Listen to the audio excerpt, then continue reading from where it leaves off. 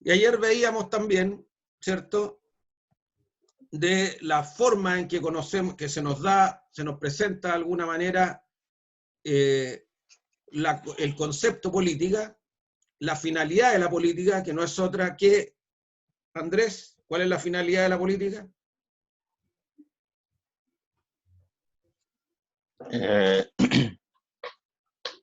Organizar a la gente. Está casi, pero si hubiese estudiado me hubiese respondido con 3 conceptos, que es lo que tiene que acuñar una finalidad de la política. Justicia, bien ¿Ya? común ¿Ya? y orden social. Orden social. Orden social. Ahí está. Esa es la finalidad primero de la política. ¿Ya? Lo primero de la política es el orden social. ¿Ya? Después la justicia, y todo debe propender al bien común. ¿Bien? Ya. Bien, colegas. Vamos a partir hoy día con un concepto que se desprende de la política, que es el conocimiento político. ¿Cómo llegamos a conocer la política? ¿Cómo llega a nosotros la política? ¿De qué forma podemos llegar a conocer la política? ¿Cómo cree usted que nos puede llegar a nosotros el conocimiento político, Maritza? ¿Cómo crees tú? ¿Cuáles son las vertientes? Te anticipo que son 2. Las vertientes en el cual nosotros podemos llegar a adquirir el conocimiento político. ¿Por qué medios podemos adquirir el conocimiento político? Maritza. Hola, profesor. Buenas Hola. noches. Buenas noches. Yo creo que en primer lugar, la manera más fácil es a través del diálogo, conversando, dialogando entre las personas. Obviamente se va a transmitir la información, lo que es el conocimiento político, y otra forma también sería a través de un documento escrito, donde estén establecidas las normas o lo que uno quiera comunicar respecto de la política. Ya. Mira, está bastante, el espíritu lo tiene, Maritza. Nosotros vamos a ver aquí que la política podemos llegar a conocerla por 2 fuentes normales. Una que es el conocimiento vulgar, este conocimiento con poca preparación, que lo podríamos asimilar a lo que tú dijiste, el conversando, ¿ya?, el opinando, y otro es el conocimiento científico. Queridos colegas, una introducción. Esto es lo que piensa Platón de la política. En su libro Ética de Nicómaco, también para que vayamos actualizando a Pablo, nosotros vamos a tener un capítulo completo que es el grueso de esta asignatura de Derecho Político 1, es el conocimiento, cómo se formó el conocimiento político. Nos vamos a dar una vuelta histórica por todos los pensadores políticos, Pablo, a partir más o menos terminada la primera evaluación, ¿ya? Y ahí vamos a volver a retomar a estos grandes pensadores políticos. Hemos hecho algunos alcances de Aristóteles, sobre todo en temáticas de la felicidad, de la búsqueda de la felicidad por parte de las personas. Hemos hablado de Hobbes, de Locke, de Rousseau, en materia de contrato social, y hemos echado mano a Aristóteles, a Platón como discípulo de Sócrates, ¿cierto? Y decíamos también que la existencia de Sócrates estaba en entredicho. Eso para que tú lo vayas teniendo ahí como consideración, ¿no? Y Aristóteles señala, en su libro, insisto, Ética Nicómaco, cuál es la importancia de la política. Él lo considera, ya lo considera Aristóteles una ciencia, y señala, si ustedes ven la lámina que yo les transcribí, que es la ciencia más importante, ¿ya?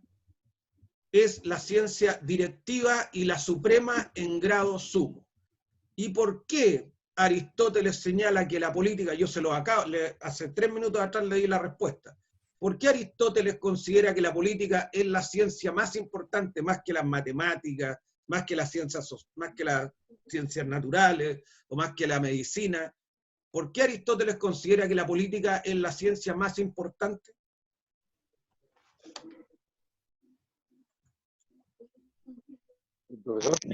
Felipe Gallardo.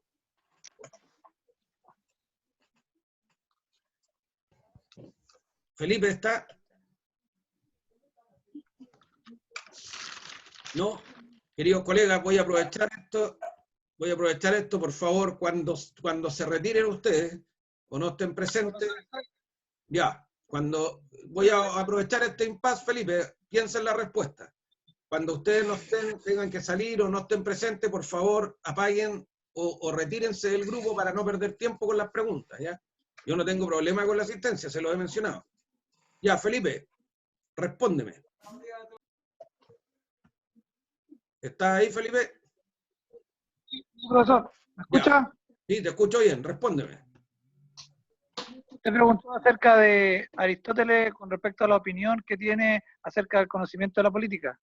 Ya, no, decía que la política, para él ya era una ciencia, era la ciencia más importante, era más importante que la medicina, más importante que la astronomía, más importante que la matemática, que la aritmética, que la geometría. ¿Por qué? Yo lo respondí hace un rato. ¿Por qué para Aristóteles la política es la ciencia suprema y de grado sumo, la ciencia más importante de todas? No, profesor, no puse atención, profesor. Ya. ¿Por qué? ¿Quién puso mucha atención en lo que yo señalé hace poco? Profesor, ¿Y con él? ¿será porque si hay una buena política, hay buenos dirigentes, buenos ciudadanos y todo fluye? Perfecto, Ángela. Considérese con un medio punto para la evaluación. ¿Ya? Gracias. Con unas décimas para la evaluación, acuérdeme. Eso es, colegas, porque decía Aristóteles que si tenemos buena política, si tenemos buena organización de las comunidades y tenemos buena relación de los ciudadanos con las autoridades, vamos a tener buenos dirigentes, pero especialmente vamos a tener buenos ciudadanos. Y al tener buenos ciudadanos, todas las otras ciencias salen por posición, ¿ya? O sea, hacer matemática, hacer medicina, hacer astronomía, hacer sociología, cuando se tienen buenos ciudadanos es muy fácil. En cambio, controlar, yo les pongo ahora el caso que estamos viviendo, ¿cómo seríamos nosotros si tuviéramos muy malos ciudadanos? Porque Chile efectivamente se ha portado bien, por mucho que nos saquen en la prensa, ¿cierto? Que salieron 2 gallos en helicóptero, que es una idiotez gastar prensa en eso, ¿cierto? Pero con mucho que salga en la prensa eso, o que la gente se pillaron 10 tipos en el toque de queda, Chile ha tenido una conducta ejemplar. Y es lo que nos tiene con las tasas más bajas, sumado a un eficiente sistema sanitario que arrastramos desde hace tiempo, ¿cierto? Como el mejor sistema sanitario de Sudamérica, y lo estamos viendo en la práctica, es que en Chile tenemos una alta cantidad de contagios, un promedio normal, pero tenemos muy pocas muertes, ¿ya? ¿Qué pasaría si en Chile hubiésemos tenido muy mal nivel de ciudadanos? Por muy buenos, que no creo que sean tan buenos los dirigentes, pero por muy buenos que hubiesen sido los dirigentes, ¿cómo hubiese estado esta pandemia? Que es más o menos lo que le pasó a Italia. Ahora no podemos cantar victoria, como dicen todos los entendidos, porque estamos partiendo. Pero sí hemos tenido ya 1 mes y medio de pandemia, tenemos hartos contagiados y tenemos muy baja tasa de mortalidad, porque la conducta ha estado buena, porque hemos permitido que la gente se atienda y porque tenemos un buen sistema de salud. Pero al tener buenos ciudadanos, podemos tener buenos sistemas, sale mejor la ciencia, la medicina sale mejor. Al tener buenos ciudadanos, sale mejor la astronomía, sale mejor la sociología, sale mejor la educación. Entonces, para Aristóteles, la política debe ser la ciencia directiva en grado sumo, la ciencia más importante, porque todo el resto se hace fácil si tenemos una buena política como ciencia. ¿Ya? Y en ese sentido, Aristóteles, ¿cómo define o cómo se expresa un buen ciudadano desde la teoría política? Mira, lo que pasa es que Aristóteles tiene... ¿Profesor? ¿Sí? No, quería intervenir. Ya, pero déjame responder primero a... Creo que me está preguntando María Paz. Sí. ¿Sí? Ya, María Paz. Aristóteles es discípulo de Platón, ¿ya? Y Platón defendía la virtud en los ciudadanos, ¿ya? ¿Y cuál era el buen ciudadano? Según Aristóteles, que lo copió de Platón, era aquel que ocupaba su puesto en la sociedad, ¿ya? y tenía, porque Platón hizo un decálogo del buen vivir que se llamó La República, en el cual esto, como eran filósofos políticos, la República para Platón era un estado ideal, donde cada persona tenía un puesto asignado en la comunidad, ¿ya? Y tenían 3 tipos de virtudes los ciudadanos de Platón, que los copió Aristóteles, en el cual los más sabios eran dirigentes, los más valientes eran guerreros, y todo el resto se llamaba artesanos u obreros, ¿ya? Los dirigentes y los guerreros no hacían otra cosa que ser dirigentes y ser guerreros, y eran mantenidos por todo el resto de la comunidad. Pero fíjense cuál era la sociedad ideal para Platón. Los dirigentes y los soldados, los guerreros, no podían tener ni posesiones ni familia, ¿ya? Solamente tenían que dedicarse a su labor de dirigir los dirigentes, que eran los más sabios, y a velar por la seguridad de la polis, los más valerosos, que eran los guerreros. Los únicos que podían tener posesiones, familias, darse gustos, eran los trabajadores, los obreros, los artesanos. Entonces, ¿cuál era, para responder bien la pregunta de María Paz, el buen ciudadano o el ciudadano ejemplar para Aristóteles, que es discípulo de Platón? Era aquel que ocupaba muy bien su puesto, dependiendo de la virtud la cual él presentaba, ¿ya? El hombre que era virtuoso y que esgrimía muy bien su trabajo, dependiendo de su virtud, era el ciudadano modelo. Podía ser un dirigente, podía ser un guerrero o podía ser un artesano u obrero. ¿Ya? ¿María Paz? Sí, muchas gracias. ¿Te queda claro? Ya, ¿alguien más iba a opinar? Profesor, sí, yo, Felipe. Yo. Felipe, dime. no, es que recordaba las palabras de Ángela, puede ser, de que ¿Ya? mencionó sobre según Aristóteles, la sociedad política como excelencia, como sociedad. Podríamos resumir de que Aristóteles piensa de que necesariamente para que exista una excelencia en una sociedad política debe migrar de un pensamiento individual a un pensamiento colectivo, ¿cierto? Ya, sí. Y en eso se justifica Aristóteles, en que solamente la excelencia en la sociedad política debería ser que un individuo participara de su felicidad individual a una felicidad colectiva, ¿cierto? Ya, sí.